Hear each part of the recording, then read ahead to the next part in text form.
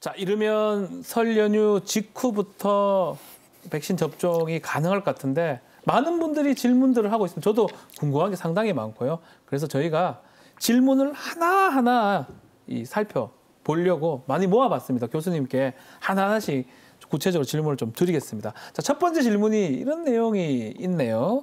내가 맞을 백신 선택할 수 있나? 이게 뭐 화이자도 있고 모더나도 있고 아스트라제네카도 있는데 나는 화이자 맞으랍니다. 나는 모더나 맞으랍니다. 이거를 선택할 수 있는지 궁금해하는 분들이 많아요. 선택은 할 수 없지만 우리가 제일 먼저 맞아야 되는 백신은 아스트라제네카로 보입니다. 왜냐하면 파이자인 경우에 있어서는 국내에서 코로나19를 치료하는 의료진이라든지 관계자들만 맞춰도 6만 명이 다 모자라거든요. 그러니까 아스트라제네카를 맞게 되는데 이런 우려들이 있었죠. 65세 이상에서는 효과가 굉장히 떨어진다. 이건 사실은 과학적인 근거는 없습니다. 65세 이상이 좀 임상 3상에서 대상이 적었다 하는 거 정도인데 아스트라제네카가 낫다는 것은 그렇게 감염되는 사람이 조금 있었다는 거 정도지 감염된 이후에 중증으로 가는 사람은 하나도 없었다는 것이기 때문에 효과 면에서는 그렇게 떨어지지 않습니다. 그래서 지금 뭐 90%냐 60%냐 이게 중요한 부분은 아닙니다. 부작용이 얼마나 적으냐 하는 것이 훨씬 더 중요하고요.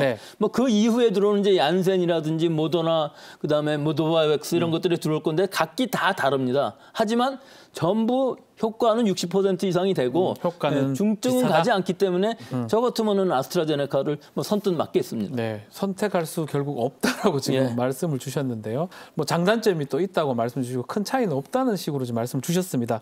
두 번째 질문이 접종 순서를 계속 물어봐요. 또 일자, 장소, 특히 의료진을 시작으로 한다는데 나는 언제쯤 맞는지 정부가 통보를 해주는지 이런 것들을 궁금해합니다. 예, 다 통보를 해주죠.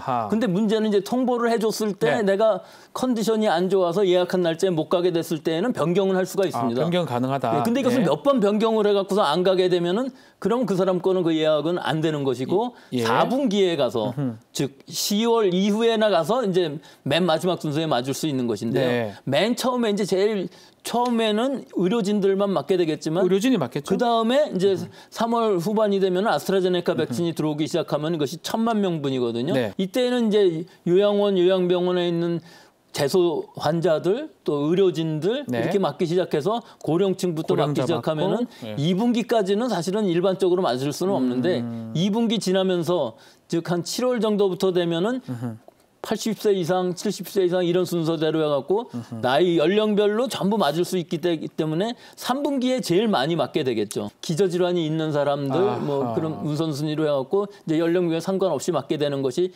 3분기 9월까지는 일단 70% 이상을 접종하겠다 하는 것이 정부의 목표입니다. 저도 뭐 기준상으로 한 하반기 9월, 10월 그 정도에 접종이 가능하겠네요. 뭐 9월까지는 다 맞춘다는 거니까 7, 8월 중에는 대부분의 사람들이 맞을 수 있을 것으로 보입니다. 알겠습니다.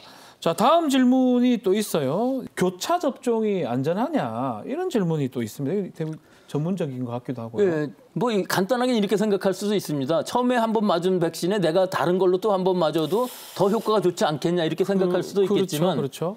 이런 임상시험이 아직까지 없었기 때문에 이것은 모른답니다. 효과가 더 좋아질 수도 있고 나빠질 수도 있지만 혹시라도 모를 부작용도 있을 수 있기 때문에 이것은 권고하고 있지는 않습니다만은 정할 수 없으면 2회차 다른 거라도 맞는 게 좋다 하는 것이 수급이 불량할 때 이제 유럽이나 미국에서 이제 그런 그 권고를 좀 내놓기는 했는데 우리로서는 해당되지는 않는 것으로 보이고요. 여기 또 하나의 문제가 지금 주기 2차를 언제 맞느냐는 그렇죠. 1차, 것이잖아요. 2차 언제 맞느냐. 네, 그러니까 1차 맞은 다음에 우리 같으면은 물량 수급을 보면서 4주에서 한 9주 사이로 해서 예약을 해서 맞출 수 있을 것으로 보이기 때문에 이 접종 기한 이 차수가 기한이 너무 멀어져 버리게 되면 효율이 상당히 떨어질 수가 있습니다.